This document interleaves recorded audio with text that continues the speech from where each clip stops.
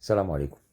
فيديو النهاردة عبارة عن راديو صغير كده بشكل جميل يتحط جنب منك في المكتب في أوضة النوم. أنا بصراحة عامله لأوضة النوم، يعني أنا بحب دايما إن أنا أشغل إذاعة القرآن الكريم، فحبيت إن أنا أعمل حاجة صغيرة كده ويكون شكلها جميل. فتابعوا الفيديو معايا وإن شاء الله تنبسطوا من الشكل في الآخر.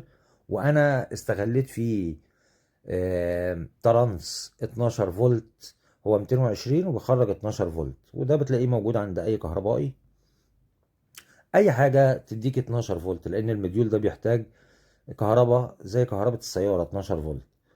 فممكن لو عندك باور سبلاي تستعمله، يعني اي حاجه هتخرج لك ال 12 فولت هتستخدمها.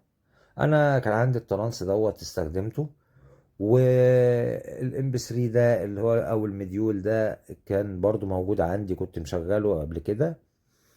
فبس ما كنتش عامل له تقفيله كويسه، كنت عامل له تقفيله اي كلام كده، فانا جه وقته بقى ان انا اظبطه.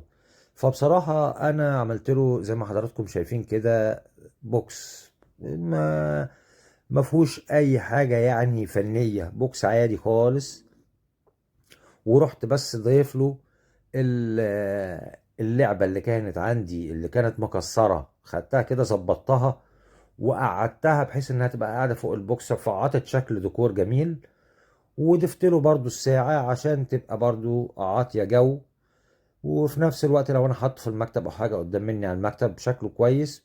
وساعة وراديو وام بي 3 وحاجات كتيرة قوي بصراحة في بوكس صغير ما هوش كبير. اديت له لون بني عشان يبقى شكله جميل برضو متناسق مع الالوان، بيمشي مع كل حاجة. وسماعة واحدة على اساس ان هو زي ما قلت لحضراتكم هو مش حاجة كبيرة، انا عامل حاجة صغيرة احطها جنب مني. هو المديول ده الخارج بتاعه سماعتين وبيدي صوت عالي جدا، لكن انا استخدامي ليه هيبقى استخدام شخصي على قد اوضة نوم. فحطيت سماعة، والسماعة دي سماعة قديمة كانت في تلفزيون قديم وكانت شاشته مكسورة. فأنا خدتها وفحرت فيها، فحرت في السقفية بتاعته عشان برضو تبقى شكلها كويس. ما كنتش عايزها تكون من أي جنب. والوش طبعا أنا حطيت فيه الساعة وقعدت عليه العروسة اللعبة ديت، عطت شكل جمالي. قولوا لي رأيكم في التعليقات، وشكرا لحضراتكم كتير. وانا بتشكر لكل المتابعين اللي بيقدروا المجهودات وبيحطوا لي لايك.